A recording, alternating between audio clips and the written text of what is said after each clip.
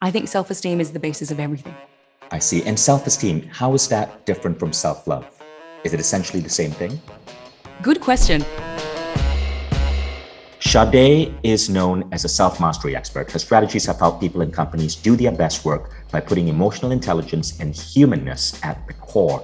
She's been featured in Red Table Talk, in Vice, in Adweek, in the New York Times, Yahoo Finance, named Mentor of the Year in the 2019 Women in Financial Services Award.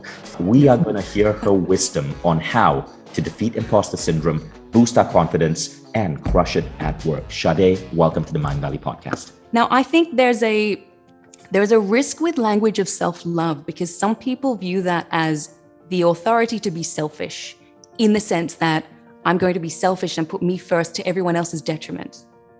And so we want to move away from that association of self-love with selfishness and I am more important than you because it links to ego.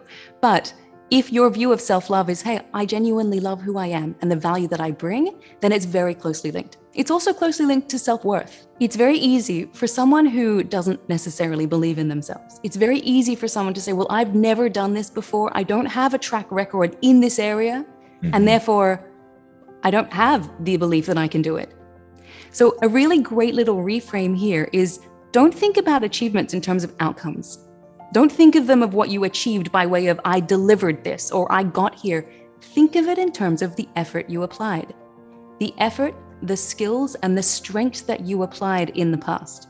And then ask yourself, can I apply them again in the future? Will they help me in this current environment?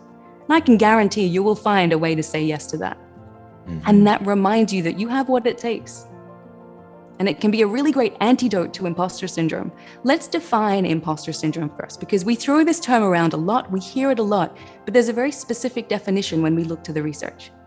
And to experience imposter syndrome means that you feel undeserving of your prior successes and undeserving of prior achievements in spite of a track record of performance. So you don't believe you deserve to be where you are.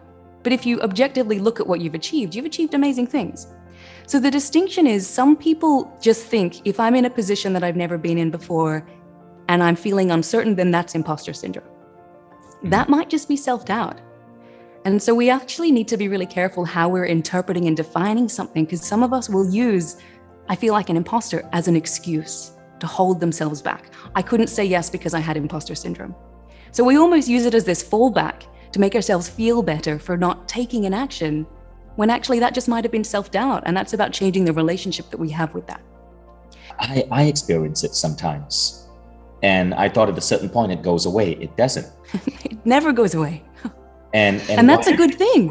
And why it happens, even to someone like me who's made it to the CEO level in my work designation, is upward counterfactual thinking.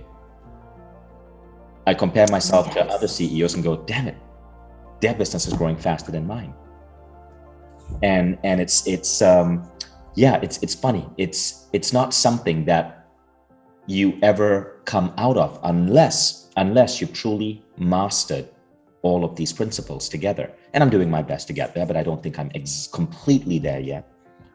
We're all doing our best. It's a lifelong journey, I think. Every step of the way, we're just looking at improving and growing.